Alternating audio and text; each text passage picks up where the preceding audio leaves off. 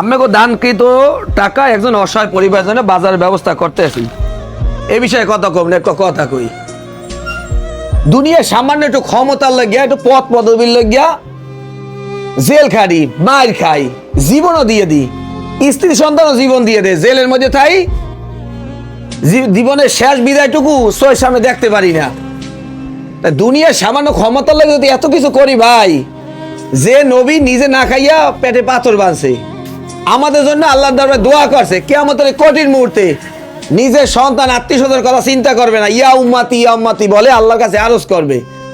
হে নবীর চোখের পানি কি কোনো মূল্য নাই? দুনিয়ায় তোমার নেতা টাকা পয়সা চুরিয়ে যায়, বিদেশে পালাইয়ে যায়, আর আমাকে নবী কইছে আমাকে সারা পালাইবে না কিয়ামতের কঠিন মুহূর্তে, আমাকে সারা তিনি ওয়াদা করছে জান্নাতে যাইবে না। এটা যদি বিশ্বাস তোমার না হয়, কয় বলে যখন রাহে তখন বিসমিল্লাহ ওয়ালা মিল্লাতে রাসূলিল্লাহ কয়, হ্যাঁ কি তোমার এক পিঠো কানের মধ্যে ঢোকে নাই?